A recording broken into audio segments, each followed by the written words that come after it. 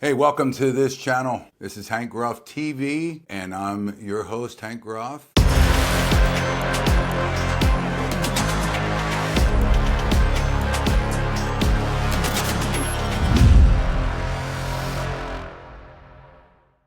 I'm excited to be a part of this next message that we're going to share. You've seen some of my videos in the past, and we've transitioned over to a dedicated channel where I'll be able to share a little bit more of my independent views, but it will still be a part of the powerful segment we have called TMF Warrior. So let's get started. Today we are talking about who won the war between the world's richest man and the world's most powerful man. Now, we know that 2 weeks ago there was a big feud between Elon Musk and President Donald Trump. It's sad because, I've watched the evolution of these two as they built and forged a partnership together. Many years ago, we all remember that Elon Musk wasn't a big fan of the Conservative Party. I think his philosophies were one of gamification and the video world. Let's face it, the man wants to go to Mars. God bless him. I think it's going to be about impossible in his lifetime, but that's his decision to make. But I will tell you that, life is a lot more than just what you accomplish. It's who you are as a human being. And that's why they call us beings, not doings. So let's talk about what happened. Listen. Let's be honest.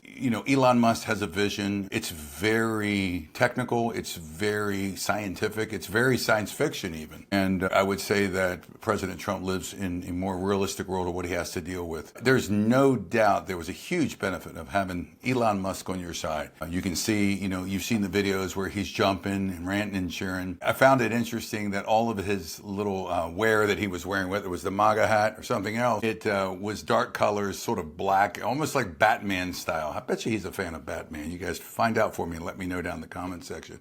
But they made a truce. They made it work. I think Elon realized that the people who were liberal, people who had what I would tend to say a more worldly mentality, a more un-Christ-like mentality of this world, and believing that the humanistic philosophy is that this world's the answer to all of our problems, began to crack. A lot of people didn't want to be his friend. They wanted to control him. And then he came across, a gentleman by the name of Donald Trump, who obviously he quickly realized we have a lot more in common than we have different. So the world's richest man, who's done an incredible job, by the way, of creating Tesla and SpaceX and is it SmartLink X? I mean, we can go on, but definitely a world of technology. Aligned himself with the world's most powerful man, and certainly now. Just the other day, of course, he made a decision to drop the bunker bombers, busters down there in the mountains of Iran to destroy the uranium enrichment. And no one can really do that and order B-2 bombers to go out and fly out unless you're probably the world's most powerful man. I believe that what happened was when Elon Musk's vision or sci-fi future started to crumble a little bit in the realities of the world we live in, when President Trump decided that he wasn't going to give a lot of tax credits for electrical usage, solar, EV chargers, things like that. He wasn't happy. I mean, it took what he thought was a massive amount of control out of his hands and probably hurt his feelings a bit. So he retaliated with his statement that President Trump was on the manifest of, obviously going out to Epstein Island. And I don't know whether that's even true. The reality is that, let's be honest with ourselves, both of them didn't act very well. Certainly not Elon Musk. And Elon, I doubt you're listening. We're a tiny little channel. But if you come across it, we all make mistakes, buddy, and I've made a million of them. In my book, The Manhood Frequency, I share the story of how I was a complete and utter asshole to my wife and a dirtbag, and I lived on a me frequency. Here's the reality about what I've learned in life is that lone wolves are going to get picked off. And the world's most powerful man and the world's most richest man with the most money, they're lone wolves. They have a tendency to get picked off. I think that's why they initially began to gravitate towards one another, to be there for one another, to lean on one another. In the scriptures, if you recall the story of Moses, he was a pretty lone wolf at a time when his father-in-law came to him and, said, hey, Moses, you can't handle this all by yourself. You need some help. And he got the help of many men. And of course, eventually he had Joshua on his side and Caleb on his other side. And they kept him strong throughout many battles. The reality is that we can't do life alone. We can't be a lone wolf because lone wolves get picked off. What I'd love to see from these guys, and I hope you're watching, share it, is be a brotherhood. You know, I love the series Band of Brothers. And being a former military man, you can probably see here I served in the U.S. Navy. I'm proud to say that I'm definitely a veteran, and during the Gulf War period. And I can share with you that there's nothing more powerful when men create a brotherhood that lasts a lifetime. I still talk to some of mine. And in fact, on TMF Warrior, where I'm the one of the coach commanders, one of my fellow coach commanders is also a gentleman that I served with in the military, and I've known him for 35 years. I have to say that, you know, two powerful men can sometimes be very alone. So I doubt they're watching, but if you are, I would encourage you to lean on one another. The beautiful thing that I experienced with the military was, to this day, I still find every one of those that I've served with in boot camp or on the USS Hunley, which, by the way, is a little picture there, I hope you see, is a brother.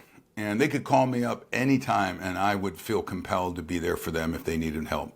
I believe that. And I believe that's why a lot of military men, when they come back to the United States or any other country that you're from, if you're watching, and you were served in the military and you come back home, you, especially in wartime, they want to run back to serve again in that war. Now, no one wants to get killed, but I think they do it because if they do die, they'd rather die together as a brotherhood than die alone. And it goes back to that lone wolf philosophy. Who won this war?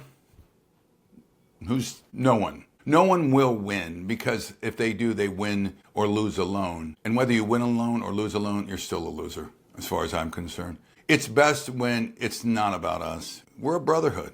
You know, we talk about this a lot on TMF and in the book, The Manhood Frequency and the One-Day Gift. We train men to shift out of the me frequency and into something internally, the right frequency. It's called the he frequency. It's not the me, it's the he. So my challenge for you today is call one man today, or at least this week. I put these out typically once a week, maybe twice a week, and rebuild the bond. Reach out to someone that, it doesn't have to be you had an enemy. Maybe you just haven't talked to them in many years. And reach out, whether you call them, whether you text them, whether you email them, whether you social media message them. Let them know that you're thinking about them. Sometimes that's all people need to hear. And remind them, you know, that you're there for them. If they need help, if they need a hand, you'll be there for them. Today I was at church, and standing behind me is a man that I've known for over 30 years. He's gone through a tough time. He's been dealing with many physical limitations, and in fact he's got a level of cancer that's affecting his life. The doctor's given him 5 years at best, and he's already beat that. But he said, I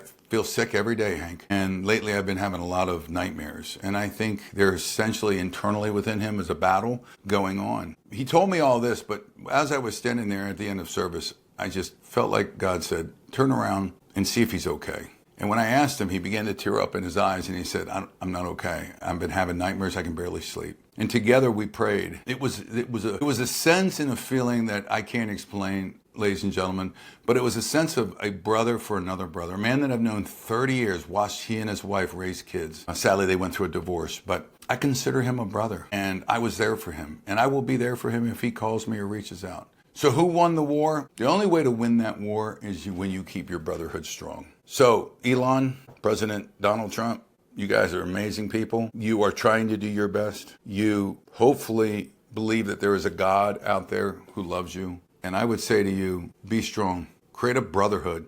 Get back. Forge that strength of partnership. And be there for one another. So that when you're old in the last few years of President Trump's life, or maybe even honestly, Musk, your life, that you will be there for one another. And when you breathe your last breath, that the other guy will stand by his side and say, I'm there for you, holding his hand and saying, I'm your brother. That's really what life is like, to live a life living on the right frequency. And that is what it's all about here at Hank Ruff. So encourage you guys, have a fantastic day. And don't forget to subscribe, reach out to us and like it and subscribe it and start following, pass it around. I think there's a lot of men out there that could use some wise words and some words of brotherhood. Until next time, God bless you.